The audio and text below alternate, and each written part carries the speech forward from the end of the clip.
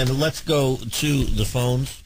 And speaking of should have stayed home, let's talk about Arlen Specter with Congressman Jeff Miller. Good morning, Congressman. He's going home. The Drudge Report, if you open up the homepage, has him coming out of the booth. And in Pennsylvania, they still apparently use the curtains on the booth. So the headline underneath the picture is curtains.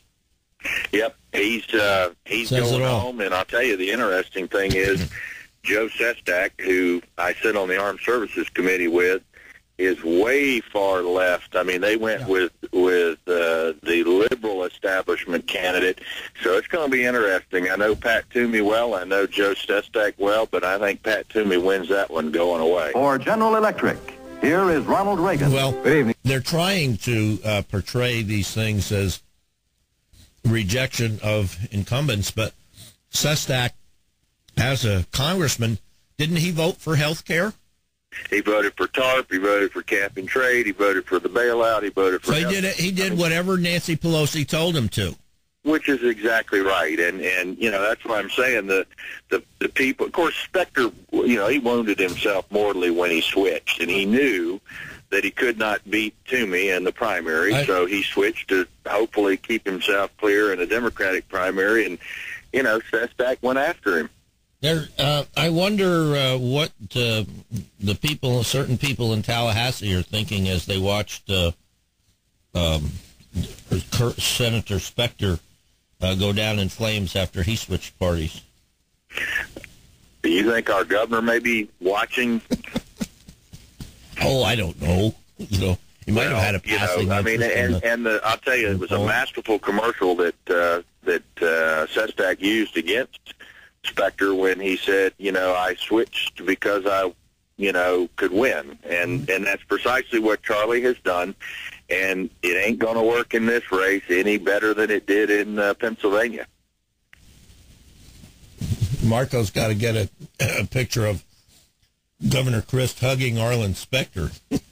I bet you there's one if they hunt long enough. They'll find one. What's going on in Washington this week? Well, today is... it seems like we haven't seen you in a long time. Yeah, I was just telling Vicki a few minutes ago that, gosh, it seems like I was just with you guys Friday at the Peace Officers Memorial in Fort Walton, and what a moving tribute to the men and women who serve us 24/7 on the streets of not only Okaloosa County, but the United States, and it was a pleasure to be there, albeit for a short period of time, with the good folks in Fort Walton Beach.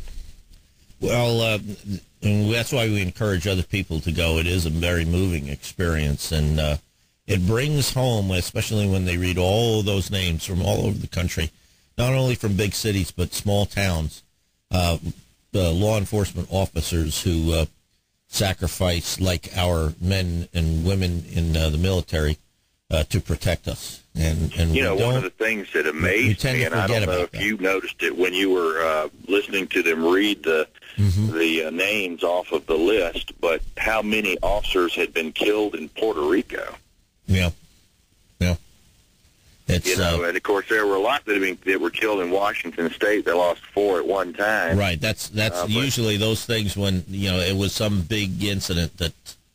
But in Puerto Rico, there were numerous, you know, people that had been killed in the line of duty down there. So it was interesting to me just to listen to where the people came from. And like you said, big cities, small cities, federal government, local government, you name it. But today is the annual Armed Services markup. We'll be in committee. We'll start at 10 o'clock this morning and probably go to 1 or 2 in the morning. This is where all of the authorization language is hashed out. I'm focusing today primarily on Guantanamo Bay and then also the John Adams Project, which I know you're very familiar with, and talking about those people who were trying to bring harm to those covert operators within the CIA. So we'll be focused on that all day today. And, of course, we have a conference meeting this morning, and we'll be discussing the races last night, how they went. We did not win the Murtha seat, which we all were hoping that we would. but it didn't happen. Well, our regular expert on polling and things like that, Coach Kevin Collins, said the problem that you're going to have is the Sestak Specter race. If that pulls out all the real hardcore radical progressives who would support Sestak over the turncoat Republican Specter, he says that will affect if they turn out across statewide, that will also affect the turnout in Murtha's district, and it will hurt Mr. Burns, and that's exactly what happened. Well, however, the other thing I think that probably... And the other guy ran as conservative. Correct. He ran against everything that Pelosi and Obama have supported. If he were there, he'd have voted against cap and trade. If he were there, he'd have voted against the health care bill. So, again, it's kind of like... You believe we're going to see him vote against Nancy Pelosi on all these measures? Well, the interesting thing is he's got another election to stand for. They had a primary yesterday in that same race, so he's got another election in November, and he's going to have a voting record. Oh, you mean Sestak. I'm talking about the Mr. Murtha's no, it's exactly what I'm aide. talking about. There were actually two races yesterday in that same seat. Oh. There was the special election, and there also was a primary. Oh, a parallel primary. Oh, okay. Yes. And so this guy's now going to have a record in November. Okay. So we're going to see how he votes on things like if cap and trade comes up or immigration comes up, right? Well, you got to believe that cap and trade is dead, right. And that's why people like Alan Boyd have got to be praying for that, for voting for it, because of the oil spill and the disaster out in the Gulf. I think that any type of legislation is probably going to be put off till after the November elections. A lot of people still criticize George Bush. Would you quit eating? What are you eating? Breakfast. A lot of people still criticize George. I thought you were going to talk more. This is your show. A lot of people criticize George Bush for not responding quicker to the plight of the people in New Orleans. We have Democrats actually opposing Bobby Jindal, the governor of Louisiana, attempts to deal with the problem in his state by the state government. They're trying to impede him. Well, of course they are. What is the difference? And, I have said this all along. There's going to be plenty of time for finger pointing. But interestingly enough, Ken Salazar, Interior Secretary, yesterday said, they shoulder some of the blame too, and rightfully so, because of their lax way that Mental Management Services had been supervising these types of things, and so they're going to get criticism, and they're going to continue to try to deflect it. Again, the focus is get that thing capped off and get it cleaned up, minimize whatever the negative impacts are going to be as best we can. We know there are going to be some, but try to minimize those things and find out what happened.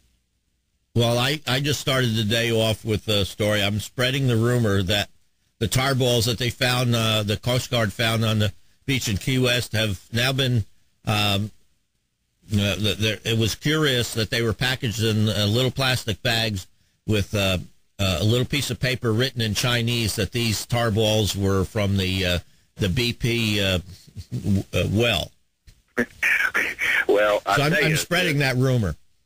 The interesting thing about this is this will give Governor Christ ample opportunity to take all of the money for marketing and use it for the entire state of Florida, when it is not the entire state of Florida that's being negatively impacted. It's the panhandle of Florida. They're going to say, I'm one of those. Just keep chewing, eat your bagel or whatever. I'm just one of these people who believes that it's not beyond the realm of possibility that those tar balls were planted there. Well, we know to promote the disaster. What's been done in other disasters in the past, and I'm not going to say whether they were or they weren't. No. Leave that up to people like me. We know that tar balls wash up on the beaches naturally. They have washed up on the panhandle beaches for decades naturally because of what seeps out of the ground, and also from those ships that pass by that pump their bilges, and it's these amounts coagulate and make these tar patties or tar balls. Right. Okay, we've got to take a few phone calls. Is that okay? Well, as I tell you, at this time of the day, I have got to go. All right. And I appreciate it very much having the chance to talk. I'd love to take the calls earlier because I have got to go over to the Capitol building, and it takes me about 10 minutes to get to where I need to go. All right. Well, maybe you should deal with the transportation problems. My feet. Okay. Ride a bike. All right. That's what the president wants you to do. Ride a bike. Don't take a car. Ride a bike. Ride a unicycle like General Wooster does. I don't know if you know, but he rides a unicycle every morning. Okay. Well, he's a better man than I. Congressman Jeff Miller, thanks, Congressman. We'll talk to you in a couple of weeks.